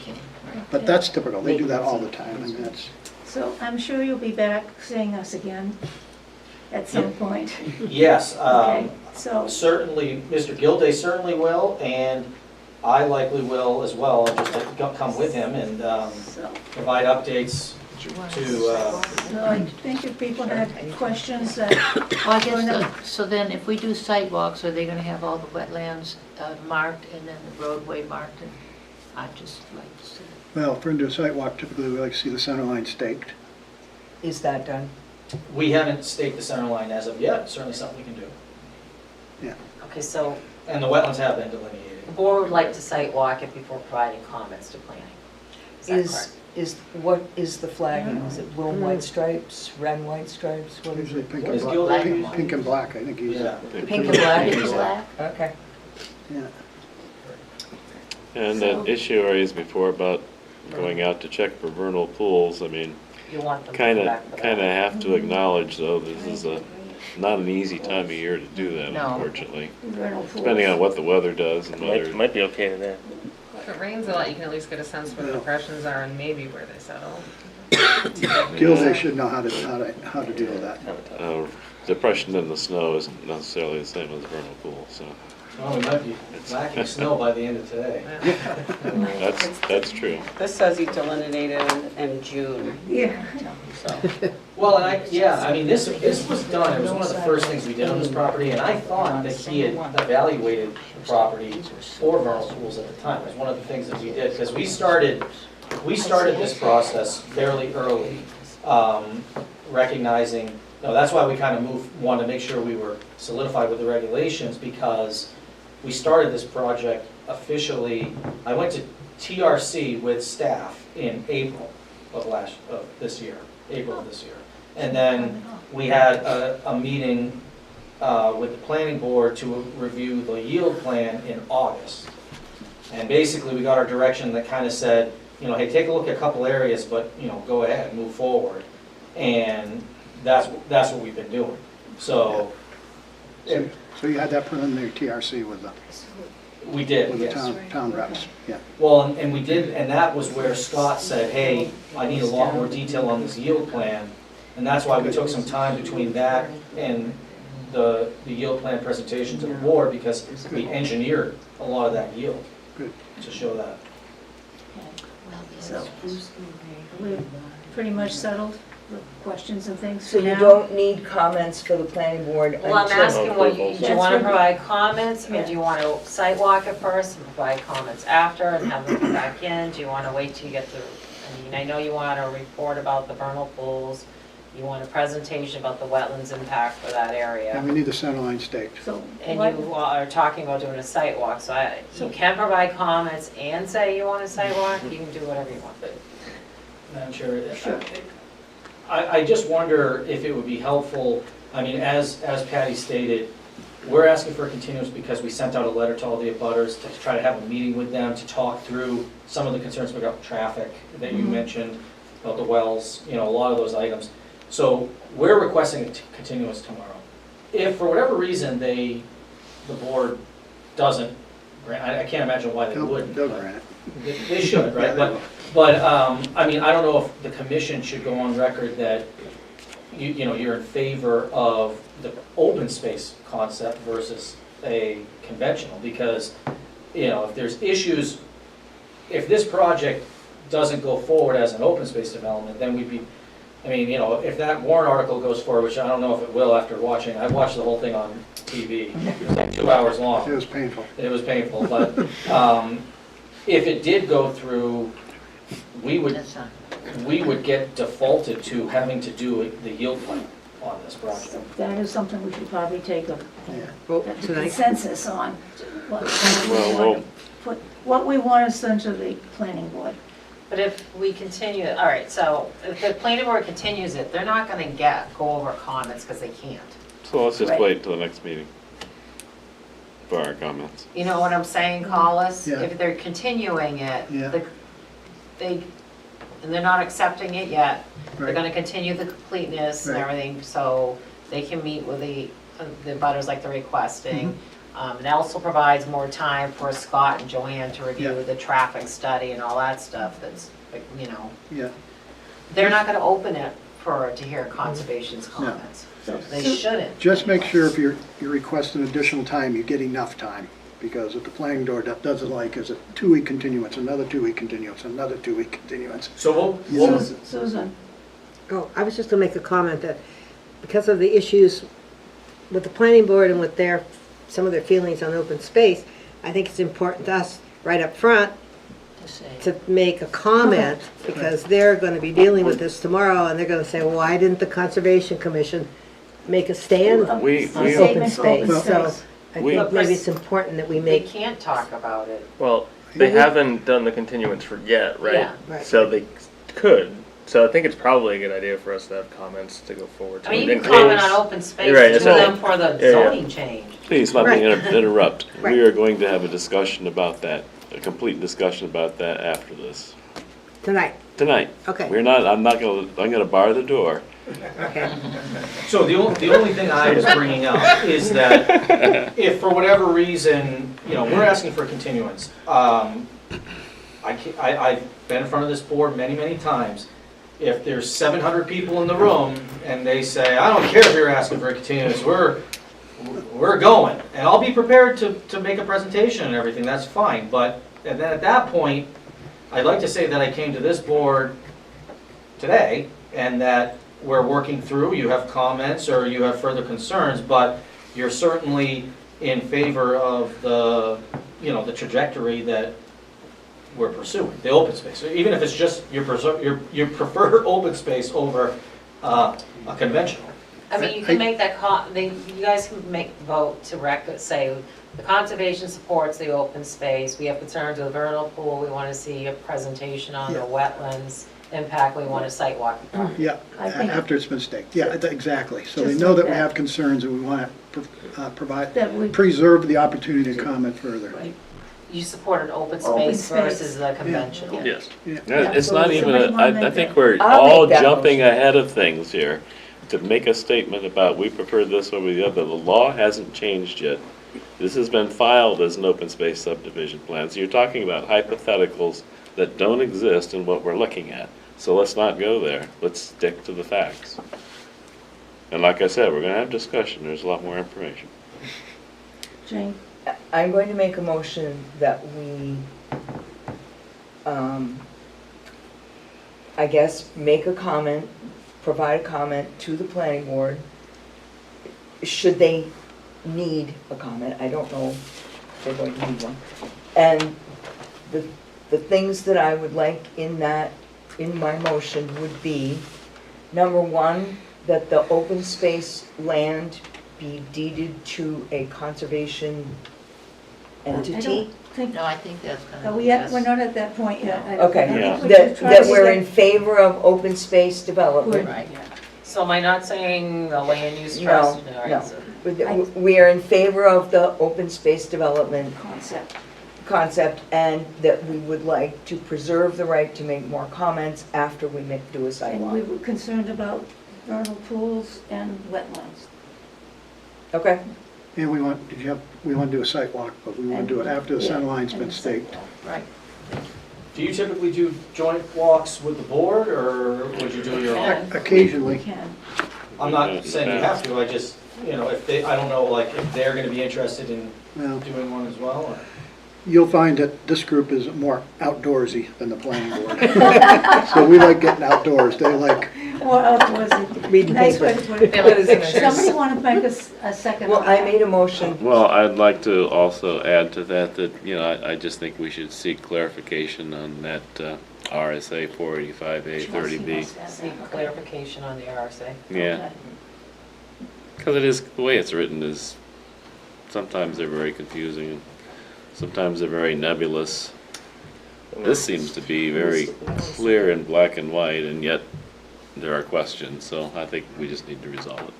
Because that's, Okay. when you say clarification, you're looking for clarification from, like, town's legal counsel, or? I mean, I don't know who you're, because I can tell you that I'm comfortable with it, but I know that's not what you're looking for. We can, I don't know, talk to that'll- Joanne, let her proceed with it. Yeah, well, It's kind of what I'm the just passing it planning on to board the is planning showing. board. They may Well, seek second legal counsel, they may Planning just board roll on issue their too, own but and I really say still not an think the issue, sidewalks whatever, come but. in. So, I don't think. did you second this? Now, David, you added that, Patty? Who seconded it? We don't know. Well, Dave, So, yeah. concentration of kids. I just see what's going on in my neighborhood. Kids use the streets, and that's a big concentration. So what, Are you all gonna right, second am my I motion? adding Yes. now about Ellen sidewalks? said she seconded it. Wait a But is minute. she adding sidewalks? I don't No, I was just I don't know if that's talking. like a perfect conservation thing, but Not yet. it'd be fine for the planning board though. Yes, We just added I what will go to the David planning had. board. Yeah. and You don't speak manage up. sidewalks About the in clarification of the Just- RSA. right. Yeah. Put that in there. And I don't think we then- need to worry about hitting every single thing when we know darn well we're No. gonna be looking at, wetland plans. There may be And further everyone's seconded comments, or there may not, Yeah, I but second. Evelyn seconded. we All don't. those in favor? Aye. Aye. Opposed? Abstaining? All right, so when do you want a site walk? And when do you want them to come back? When it stops raining. Well, It's 1 that'll a.m. today. that'll largely depend on on when they're ready for us, because the things haven't been staked out. I mean, I'll bet you it's gonna be after Christmas. All right, so they're asking for a continuance to January 23rd. I'm wondering if you want them to come in before they go to planning? Or do you want to wait for that meeting, or are you gonna just, I mean, I think, obviously, you know, the owner doesn't want to hear this, but I mean, I think, obviously, we're going to have more than one planning board meeting on this. Yeah, There's going to be butters and everything, it's their first, you know, their first public hearing. So I'm not worried that, I would be fine even holding off to having the first public hearing, getting feedback, finding out if the planning board wants to attend a site walk. If you want to do it ahead of time, I mean, we could certainly get it staked out so that we could do it before the site walk, or excuse me, before the planning board on the 23rd. Maybe we're meeting with the abutters on the 16th, the Thursday before, but. 16th of December or? January. January. Okay, and We when's our figured to next get past conservation meeting? So I don't think we need to schedule right now. I think what he just said made a lot of sense, especially finding out if the planning board wanted to participate Right. in it. Yeah. Just all because, I right, mean, so we're I going to believe get reviewed by staff. it would be January 22nd. We meet the day before the 23rd. So we need to do a site walk before that. No, he's No. not saying that. Well, if they continue it to that date, they're not gonna have any further comments from you, other So we're than just this, gonna- if they don't. Wait until they have their meeting and then just, I think I'd look to come back, I'd look to have a site walk in the, you know, right after, you know, beginning of February or something. And then if planning board wants to go, they could also come. If they don't, we'll do it just with you guys. And then we'll come to your next meeting before our following So they planning meet board meeting. once a month, so then if you don't go to the January, then you go in February, you're the end of February. Oh, I'm at the end? Okay. Yep. Okay. They meet once a month on the fourth Wednesdays. And the board would be the fourth Thursday on that? So it still The would planning probably work. board's the second to fourth Thursday, so that's why if they wanted to, if you were trying to get it for the January 23rd meeting, that's why I was asking if they want to try and schedule one.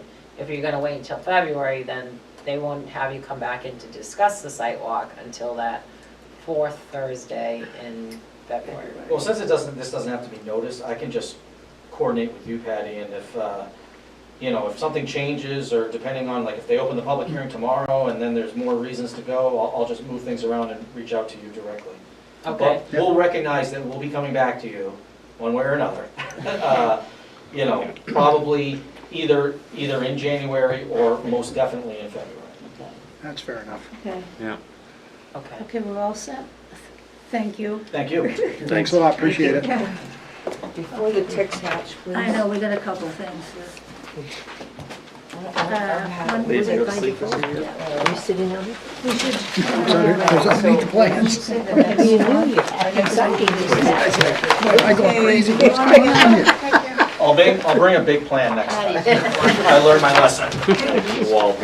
Maybe not one that weighs 50 pounds. I'll take out some of the sheets we don't care about. Yeah, like all those cross sections. All the sections, yeah, exactly. Okay, let's do the question and acceptance of the Let's minutes put this with this. from I know. October Goes to planning board. 23rd.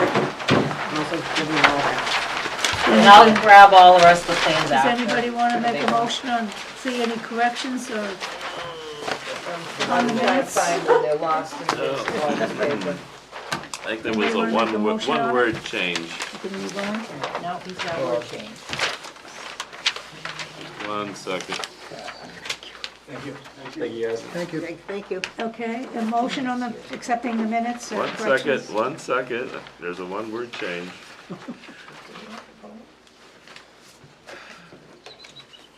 Should have highlighted it.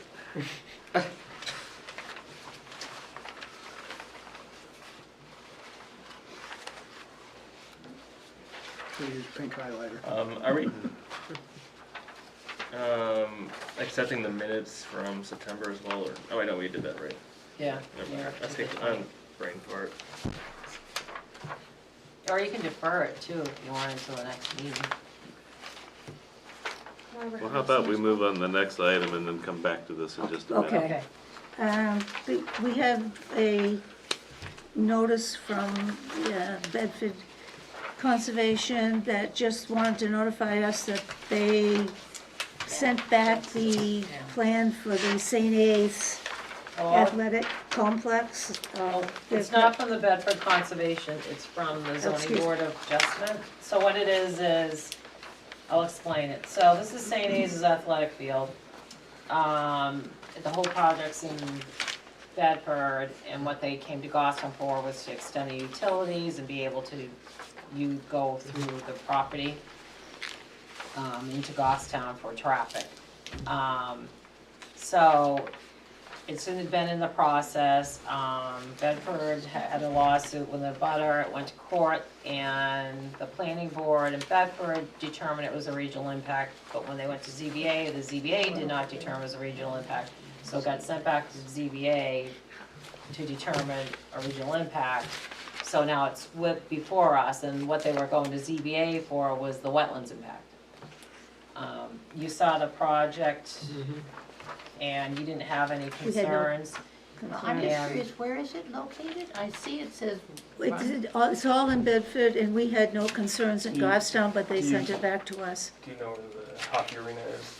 St. A's? We, when we saw it, we had no Off of concerns. Brumley It's right Hill. next to that. It's way out on the periphery of St. A's. So it's really not near. What's the name of the farm that used to be there? Clark Clark's Farm. Farm. Yeah, Clark's Yeah, Farm. so it's the end of that So it's right road. behind Clark's Farm. Yeah, so it really, So It's it went invented. to planning, and planning said, ask Joanne to send it, have me bring it to conservation, see if you have any comments. My only concern is they're putting all the traffic in Goffstown, but It's not our concern. not our concern. Even though we have to breathe all that. we had no concerns. You can say you have no comment. No comment would You be can the do best. that if you want, you can say whatever you want, but. Anybody have anything, comment they want to make? Or no, No just send on no No comment. comment at this No, time. no comment. That's what we said last time. It's a nice Uh, phrase, though. Okay, the other, we just had a couple of shoreline permits. We had, I know it said, came through that the code of conduct, just somebody read it online, is like 10 pages long. Yeah, that's just a revision, that's what that was. I know. Oh, okay. They had, everyone got it. And then the only others you get an environmental impact. Just get it. And I think that, The other thing I passed out was, a while ago, the conservation had me file a complaint to DES about a possible filling of wetlands on East Dunbarton Road, so you all have a letter. Apparently they did do that. And they notify them that they're in deficiency for a wetlands violation. they did do it. Yeah, that's the letter I That's- I passed was out. just It came reading. in on December 9th, so that's why it wasn't on your correspondence. Okay, and David, did you find This it? says Yes. November 13th. No, the one that I passed No, out. she just passed it Just out. pass that David? one. It's a new one. Oh, the second one. David, Oh, you have, oh, here it is. Okay. Yep, thank you. you have the correction? Yeah, back to the minutes, page 4, Too late. third paragraph. Page 4, third paragraph. Yeah, the Okay. second sentence in the paragraph. He believes it was extended, but stressed getting a couple of the extension, that should be getting a copy Getting a of the copy. extension. Because their application said no extension allowed. And they had an extension, it's like, you should really have a copy of that as part of your application, because otherwise it makes no sense. Okay. And at the bottom of that page, my name is spelled Andre, which Oh, is his name is Oh, on that Andre. page. Sorry. Okay. Anything else? I like Andre. Okay. I like it too, You want to yeah. make a motion with the correction? David just gave it, somebody? I'll make, Susan, a second on it? I'll second it. All those in favor? Aye. Aye. Opposed? Abstaining? Wait, anybody have to abstain? No, everybody was here.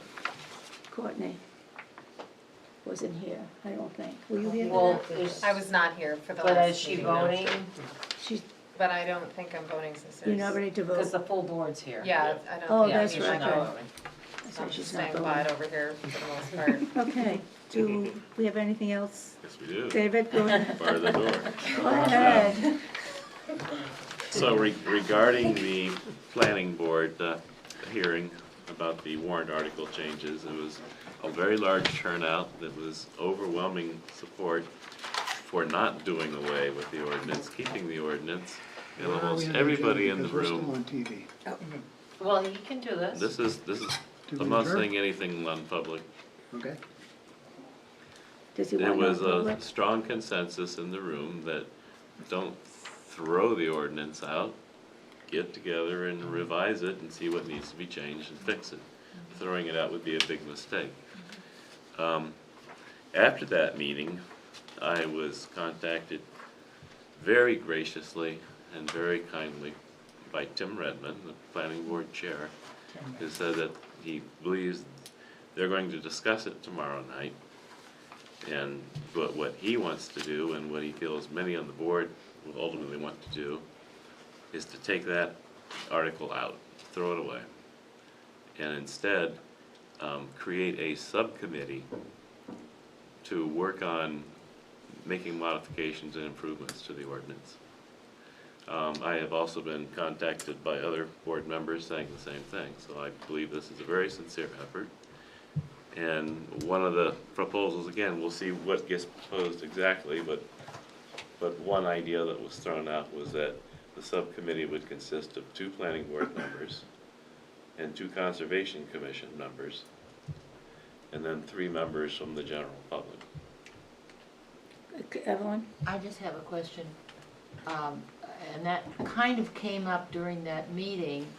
And I think several people said, let's not throw it out until we have one to replace it. Replace it. Rather than Well, leave a it's- period where it's open. I don't think it would actually be thrown out, it would just be revised, just like many of the warrant articles that you will see are revisions and, you know, We don't of throw it Just out. make existing sure. He warrant meant articles. pulling it off from a proposed change.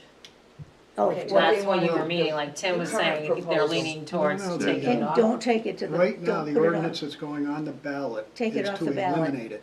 Right. Right. To If it elim- goes on the ballot, and what Right. they are talking about Just is pull it off the not ballot, advancing that article. Right, Yeah. but if it does, that's what it will be Just at pull this it- point. But you're right, the overwhelming consensus was, don't throw the baby out with the bathwater till you've got something to Fix. replace it with. Right. Right. So Yeah, I just I'm wanna getting make very sure. strong communications from the planning board that they want to work together with Yeah. us Right. I think that was to good. modify that, which I think is a very good thing. I think Yeah. that's what everybody wants. So they would just take it off the ballot this time, Yeah, what did they propose not to go forward with? it, Not to just go remove forward. it? Well, when's the second Okay. hearing? January 9th. January 9th is the second hearing, Yeah. and it was even suggested at the end of that meeting, could we just remove this tonight? Right. And the general consensus on the board was, no, we can't because we noticed 2 hearings. Right. And that would be inappropriate. But they didn't notice the second hearing yet, because we had to wait for the zoning petitions, which was, today's the deadline, and nothing was submitted. So now, so they could technically have voted on all of them on that night.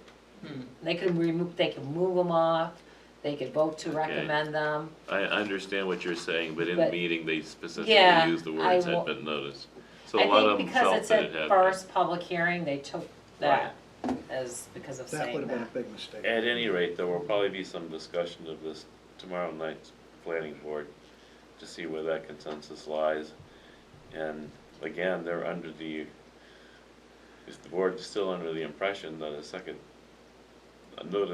hearing is implied, perhaps they'll wait until January 9th to do it. I don't know, I guess the thing to do is to go to tomorrow's planning board meeting and see what happens. I don't know if they can vote on it now, because you talked about the January 9th. Well, there you go, in the public At the meeting, they actual talked about it. meeting. So- Well, I think the Oh, crowd was I mean, they might be expecting able to show to, up but at they can't January 9th. recommend anything. They have to like announce when they're deliberating on them. Right. And they did not state when they were If deliberating. nothing else, they may have a discussion on this potential subcommittee being set up, just to Yeah. hash it out among themselves and talk about it, just like we're doing right now. So But where they were there's no very- petition They were very article. clear that there were 2 public hearings that were noticed. And it would be a bad idea Right. Not to not have it. hold the second one, because somebody who was gonna go to the first one, but maybe had something else to do, said, I'll just I'll go to the second one. Well, and now, Exactly, so exactly. it wasn't noticed yet. But it was just, they have it on their calendar as if you have a second hearing, this is the date. Well, Patty. But they have to have one if there's zoning petitions. Believe me, the public hue and cry will be said, we are the understanding there are gonna be 2 public hearings, and I wanted to come to the second one. Exactly. So why did you not hold it? Well, I think the But crowd I think in the was end they planning probably on will. It's showing not back really- up Yeah, they will. at- Yeah, I'm for sure the they will. st- for the second one. Tomorrow, or is that in January? The point is, I would like to They encourage can't vote to take it anyone off who tomorrow can night, to though. attend I don't know, tomorrow but- night's meeting. Callers, can Because they if they're vote to take it discussing off this tomorrow potential night? What, the subcommittee second hearing? about how it's formed, that's To one not put point it of forward. Not to put it Yeah. forth on the ballot? No, they before can the vote to subcommittee not put it actually forward to starts. a They second specifically public asked hearing. me to They serve might on be it. able to do that. So do we need to show up Because I have tomorrow? so much data. Then? They shouldn't be discussing it tomorrow. They shouldn't be discussing it tomorrow? No, not where that meeting, they talked about they're having a second public Second, hearing on Yeah, we haven't had it before tomorrow yet. January 9th. Well, they can discuss setting up a subcommittee. Yeah. Yeah. Can't do it. Sure can. That's what I'm talking about, not So is the tomorrow night, I'm voting not tomorrow talking night? about changing the Article 13. What I'm talking about tomorrow night is they may well have a discussion. I mean, I haven't seen the agenda, so I can't say with certainty. It's not on the agenda, this is the first I'm hearing it. Oh, it's not on the agenda for tomorrow night? So if Tim or whoever is saying this, it wasn't brought to me or Joanne, Hmm. that we know it's, So it's not on the agenda I tomorrow love night? going to planning board meetings, I'm gonna Yeah. show up and I'll just. You're- I mean, they might be saying, hey, we You're wanna have, circling- talk about it, but Great entertainment. I don't Okay. know. Well, Thank- This Thank was- you, Evelyn. This was I went. passed to me this was as, on, Yeah, I heard you. and they're asking Personal. for a continuance, but there's a Yeah. whole nother site plan on. this was personal communication to me, so whether, I don't think I did anything inappropriate by bringing this up, because what I'm hearing is there's a Today's Wednesday. strong interest and willingness to work together and talk, which I think is a wonderful thing. Yeah, I think that's sounds what we all want, Yeah, and he can talk about that under other business, yeah. but I think if they were voting on stuff, it But they won't be should, voting they shouldn't be on it. doing that So because of what tomorrow they said night's at the planning end. board agenda has been noticed and published. There's only 2 items, was a proposal to remove an existing porch, convert an existing single family to two units. And then this one. That was the community center. Yeah, right, and then there was this one, which they're requesting a continuance. The planning board will. And that's on the agenda that they're requesting the Right. continuance because it Right. came in before he posted it. And the planning board will grant the continuance. Until January 23rd. Okay, that takes, yes, Other business? no, you making a motion? No, I'm not doing anything. I'm coming up with other business if you're Oh, done with this. okay. I'm reporting that I went to the Rivers Advisory Committee. Oh. And it was,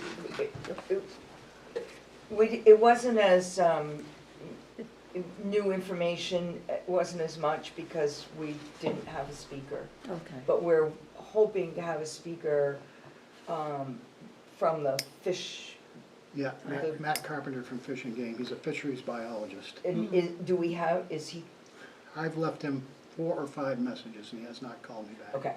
So that's where we're at. Okay. We're gathering information and the information is not responding to the phone messages. Okay, well, thank you for going. Now, do we I'll have send him an anything email, else? I'll CC his supervisor. Anything else, or someone will make a motion to adjourn? I'll do that. Julie Second. make motion to adjourn, Second. seconded by Evelyn. All those in favor? Aye. Opposed? Abstaining? Call us, are we meeting? Merry Christmas, everybody. Yeah.